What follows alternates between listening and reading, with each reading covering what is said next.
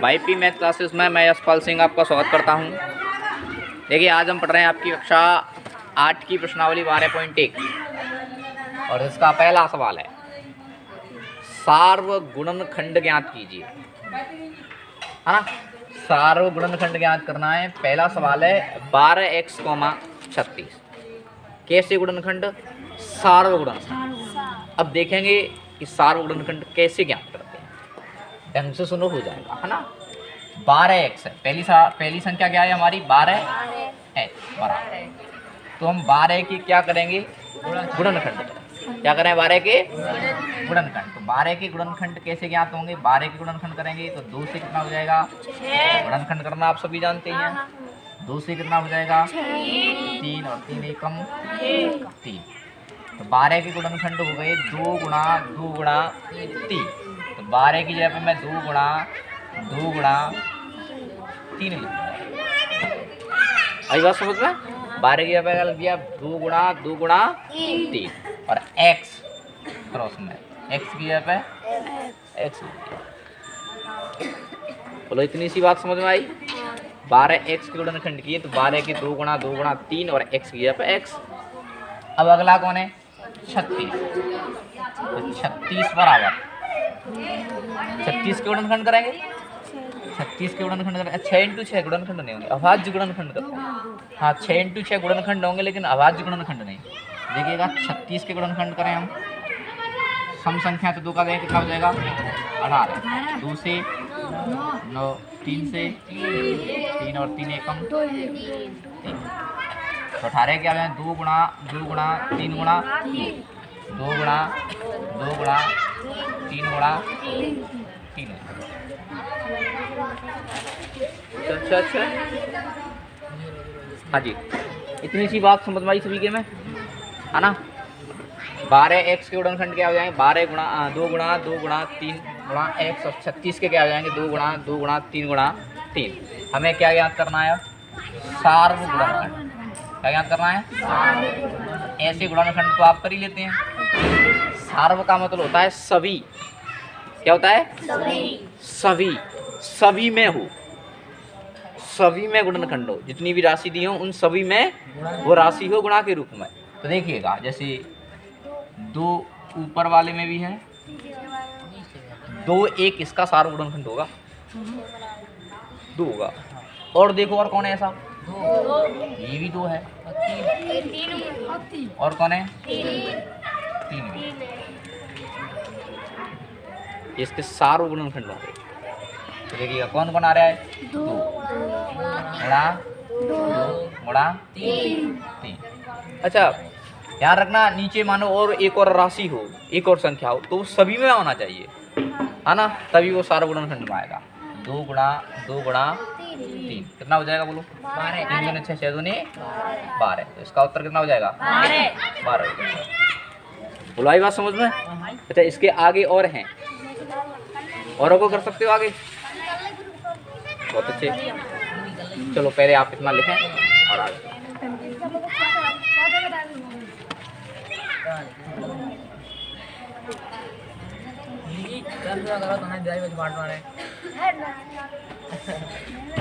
देखिएगा इसका सार्वगुणनखंड ज्ञात करना है। चौथा प्रश्न है पहले का। देखो बाकी के प्रश्न हैं उनको करके देखना, सभी बिल्कुल सिंपल है। करके देखना, ना आए तो बताएं। वीडियो को देखने वाले भी ना आता है कोई कमेंट में बताए, बाकी के आ जाएगा आप ढंग से सुनोगे तो। देखिएगा मैंने बोला ये 2x है, तो बताइए 2x के गुणनखंड क्या होंगे? सभी के क्या करते हैं? गुणनखंड करते हैं। तो 2 के 2 होंगे और x के गुणनखंड x। ऐसे 3x उसका आ रहा है तो 3 का गुणनखंड क्या लगूंगा मैं? 3 x उसका क्या लगेंगे? x गुणा x और 4 है, 4 के गुणनखंड क्या हो जाएंगे? 2 गुणा 2 हो जाएंगे। मैंने यही तो बोला था, पहले सभी के क्या करेंगे? गुणनखंड करेंगे। हमें ज्ञात करना है सार्वगुणनखंड। क्या याद करना है? सार्वगुणनखंड। सार गुणनखंड मैंने यहाँ आपको क्या बताया था, जो कॉमन आए, सभी में आए, दोनों में आए, तीनों में आए, सभी में आए, वही क्या होगा। यहाँ दो यहाँ है, दो यहाँ है, लेकिन यहाँ नहीं है तो नहीं मानी जाएगी, सभी में होना चाहिए। तो दो नहीं है, एक्स भी नहीं आ रहा है, कोई भी नहीं आ रहा, कोई भी नहीं आएगा, तो फिर कितना माना जाएगा, एक माना जाएगा। कितना माना जाएगा। अब आप कहेंगे एक क्यों माना जाएगा, हमने कहा यहाँ कितना माना जाएगा, क्यों माना जाएगा। तो देखिएगा, अब ये बताइए, यदि मैं इसमें एक का गुणा कर दूं तो कोई दिक्कत, तब भी इतना ही आएगा, ये 2x। यहाँ मैं एक का गुणा कर दूं तब भी कितना आएगा, और यहाँ भी मैं एक का गुणा करूँ तब भी कितना आएगा, ये 4 आएगा। तो फिर बताओ सभी में कौन आ रहा है, एक। कौन आ रहा है, एक आ रहा है। हालांकि ये करना नहीं है, मैंने बताया है। यदि मैं यहाँ एक लिखूं तब भी ये 2x लौट के आएगा। गुणनखंड का होता है, गुणा करेंगे तो ये लौट के आना चाहिए, आना चाहिए नहीं। ऐसे यहाँ गुणा करेंगे तो ये लौट के आना चाहिए, 2x 2 आ जाएगा, 3x उसके हो जाएगा, 4 हो जाएगा। तो फिर बताओ सभी में कौन आ रहा है, एक आ रहा है। तो ध्यान रखना, जिसमें कुछ भी कॉमन नहीं आए तो फिर कितना आएगा, क्योंकि एक सबके साथ में गुणा के रूप में होता है, एक सबके साथ में गुणा के रूप में होता है, इसलिए इसका सार गुणनखंड कितना होगा, एक होगा। कितना होगा, एक होगा। आई समझ में बात, देखो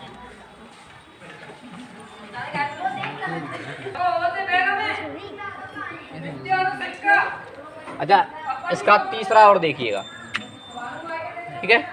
तीसरा और देखो, 14 PQ लिखा हुआ है, क्या लिखा है, 14 PQ। हाँ देखिए, तो 14 को क्या लिख सकते हो आप, 2 गुणा 7, यही होगा 14 गुणा 2 गुणा 7, गुणा P गुणा Q। ऐसे ही 28 P स्क्वायर और Q स्क्वायर की बात की जाए तो 28 के गुणनखंड क्या हो जाएंगे, 2 गुणा 7, क्योंकि 7 दूने 14 दूने 28 होते हैं, इसमें 2 और बढ़ जाएगा, तो 2 गुणा नहीं आ रहा समझ में, अरे 28 के नहीं आ रहा तो गुणनखंड कर लो। 2 से कितना हो जाएगा, 14, 2 से कितना हो जाएगा, 7, 7 से 28 को क्या लिखें, 2 गुणा आ गया। P स्क्वायर को क्या लिखोगे, P गुणा P, और Q स्क्वायर को क्या लिखोगे, Q गुणा Q लिखेंगे। क्या याद करना है, सार गुणनखंड। क्या याद करना है, सार गुणनखंड।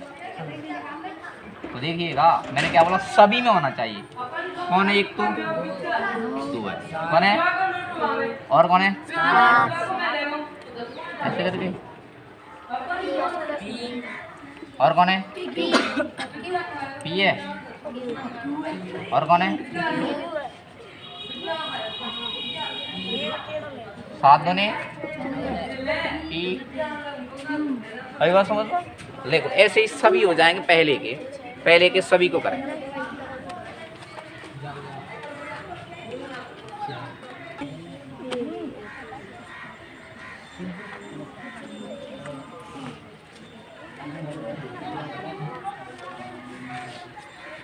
देखिएगा, दूसरा प्रश्न है, निम्नलिखित व्यंजकों के गुणनखंड कीजिएगा। क्या करना है, अभी यार सार्व गुणनखंड कर रहे थे, क्या कर रहे थे, वहाँ कॉमा लगा था, क्या लगा था, हमने पहली राशि के गुणनखंड किए, दूसरी के गुणनखंड किए, जो दोनों में आ रहा था वही उसका क्या था, सार्व गुणनखंड था। यहाँ देखो सभी के बीच में प्लस अथवा माइनस लगा हुआ है, प्लस अथवा माइनस लगा है, तो इसके गुणनखंड करने हैं। कैसे गुणनखंड करेंगे देखिएगा, प्लस अथवा माइनस से 2 राशि हैं, तो जितना जिससे कॉमन आ जाए वही उसका क्या होता है, गुणनखंड होता है। क्या होता है, अब देखिए इधर देखो, 7x और 42, क्या कॉमन आ सकता है, 7 आ सकता है। 7 यहाँ ही छुपा हुआ है, 7 संच को 42, 7 छुपा हुआ है ना, 7 कॉमन लेंगे, और कॉमन लेने के जस्ट बाद 7 बाहर आ गया तो यहाँ क्या बचेगा, माइनस की जगह पे माइनस।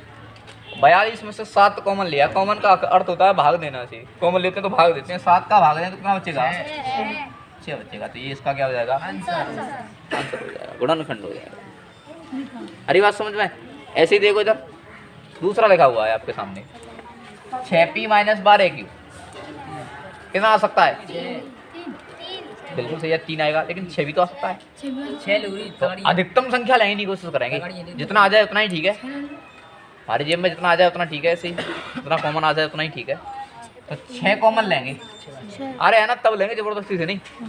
15 तो ले नहीं लिया, 10 तो ले नहीं लिया, 6 आ रहा है, 6 यहाँ भी है, 6 यहाँ भी छपा हुआ है, तो क्या बचेगा फिर यहाँ, अच्छा p और q से कुछ नहीं बच रहा है ना, कोई भी नहीं आ रहा है, तो 6 बार आगे क्या बचेगा, p माइनस किया पे 6 कॉमन लिया तो 6 का क्या देंगे, भाग, तो कितना बचेगा, और इसका आंसर हो जाएगा। अच्छा इसको देखा जाए, इसको देखा जाए, ये 7 और 14 में से क्या आ जाएगा, और ए स्क्वायर और ए में से ए आ जाएगा, ना। देखो 7 बाहर आ गया, ए स्क्वायर में से आ गया तो क्या बचेगा, ए। 7 दूनी 14, और ए बाहर आ गया तो बंद कर दो। ऐसे ही करके देखा जाए, और आगे देखो इसको, यहाँ से देखो, आपकी इच्छा है यहाँ से आप माइनस भी कॉमन ले सकते हो, माइनस है ना, नहीं भी लो, इस बात को परेशान नहीं रहना है, इस बात पे कितना कॉमन आ सकता है, 16 और 20 में से कितना आ सकता है, और क्या कॉमन आ सकता है, 4 तो यहाँ कितना बचेगा, बोलो माइनस, कितना बचेगा, क्या माइनस थोड़ी जाएगा कॉमन, यदि माइनस कॉमन लेते तो फिर क्या बचता, प्लस बचता, क्या बचता, 4 का भाग देंगे तो 4, जेड बाहर आ गया, प्लस की जगह पे 4 का भाग देंगे तो 5। अब देखो जेड की घात 3 है, एक बार आया है, कितना बचेगा, जेड की घात 2 बचेगा, अरे ना। ऐसे कर पाओगे आगे, सभी को ऐसे ही करना है। इसको देख लो, ये ए देखना, ए लिखा हुआ है, अरे तुम्हें ए, तो देखो 20 और 30 में से कितना कॉमन आ जाएगा, कितना आ जाएगा, एल स्क्वायर और एल में से कितना जाएगा, एम और एम में से कॉमन लेने के जस्ट बाद 20 में से 10 कॉमन लिया है, कितना बचेगा, 2, अरे 2 का 10 का भाग दोगे कितना बचेगा, 2, एल स्क्वायर में से एल लोगे तो एम बाहर आ गया तुम्हारा, प्लस की जगह प्लस 10 का भाग दोगे तो ए की जगह पे एल बाहर आ गया।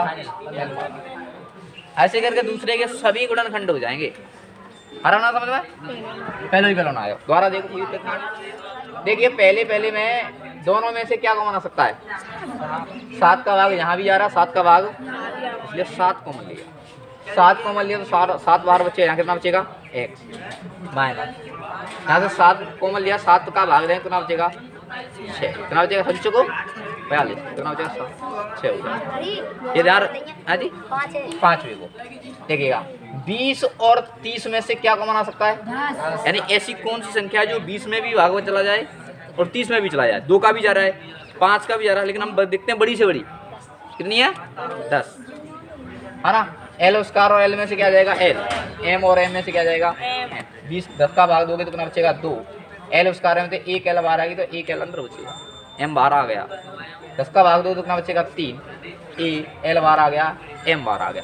ये ध्यान रखना है, यदि 12.1 समझ में आती है तो ही 12.2 समझ में आ पाएगी, है ना। चलो लिखो एक बार इनको पहले, बाकी के सभी अन्य करने हैं इसके दूसरे के।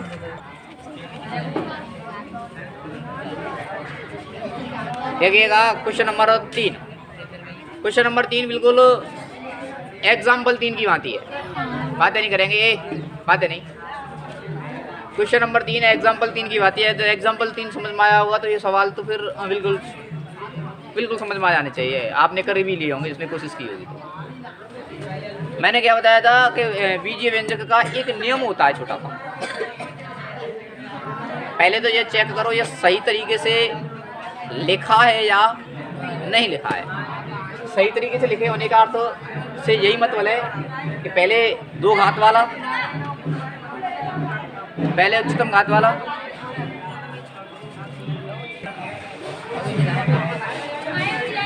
आया अंदर, बैठ जाओ तुम पहले। हाँ?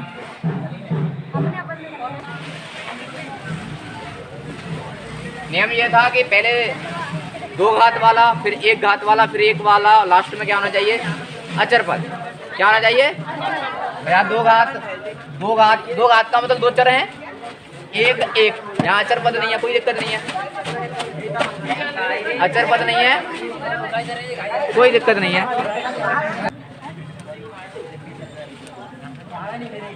देखिए 4 पद हो गए। कितने पद हो गए?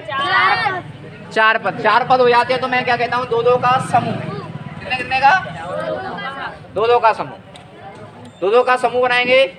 अब देखो यहाँ से कितना कॉमन आ सकता है? x। कितना आ सकता है? कॉमन लेते ही कोष्टक शुरू। x स्क्वायर में से x बार आए तो क्या बचेगा? प्लस यहाँ से x बार आया, क्या बचेगा? y बचेगा। क्या बचेगा? y प्लस यहाँ से कितना कॉमन आ जाएगा? 8 दिख रहा है साफ साफ। कोष्टक शुरू। 8 बार आ गया, बचेगा 8 बार आ गया, क्या बचेगा? y।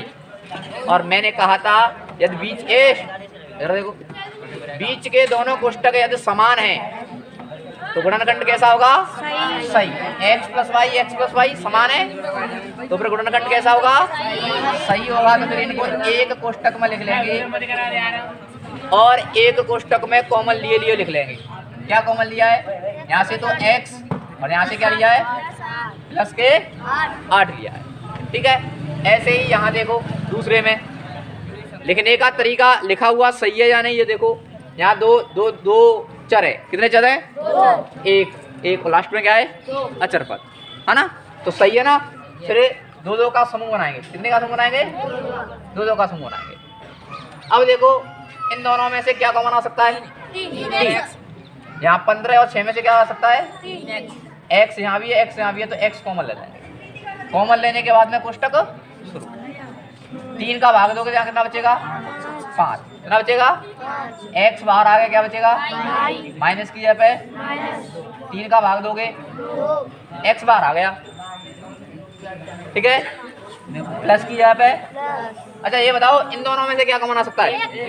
कुछ नहीं आ रहा। और मैंने भी आपसे कहा था कुछ नहीं आ रहा तो कितना आएगा?